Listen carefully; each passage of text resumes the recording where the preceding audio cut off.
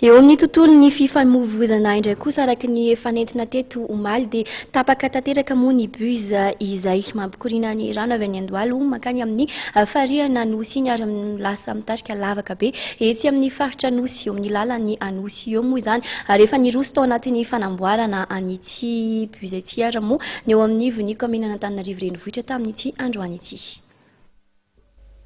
Mba tsy hitaran'ny fahasimbana be loatra ka mety hiteraka ny fiotsahan'ny arabe dia natomboka androany ny fanamboarana ireo fitaovana fikoriana ny rano maloto etsy Anosy izay simba noho ny ora mikija. Avy hatrany moa dia nandreny andraiky ny mahakasika ny fanamboarana ireo fitaovana ireo ny Samva na ny sampana maly eo tena misahana ny fitandrona ny foto-drafitr'asa eto amin'ny faritry ny renivohitra. Fipetrahandraisina momba an'io moa zany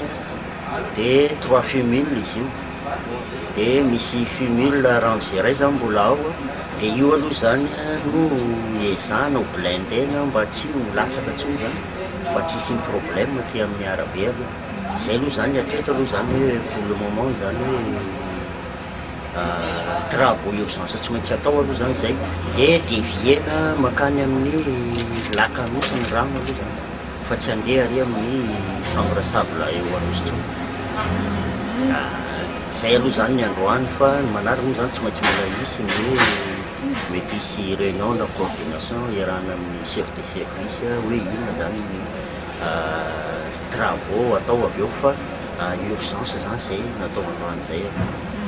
Ireo fahasimbana ilaina fanamboarana aingana moa no isan'ny karakarainy avy eo amin'ny Samva voalohany indrindra mba tsy hianaka ny fahasimbana saingy ao aorian'ny dingana vitan'ny Samva dia mbola hisy ihany koa ny fiaraha-midinika amin'ny commune Antananarivo renivohitra sy ny ministeran'ny asa vaventy amin'ny fanamboarana isan-karazany satria voakasiky ny fahasimbana ihany koa ny lalana izay mampifamezivezy ny mponina. Ezahana hovitaina ao anatin'ny fiam-potoana aingana hoy ireo tompon'andraikitra izany hisorohana ny mety ho fikorontanana amin'ny fifamoivoizana mandritra ny asa fanamboarana.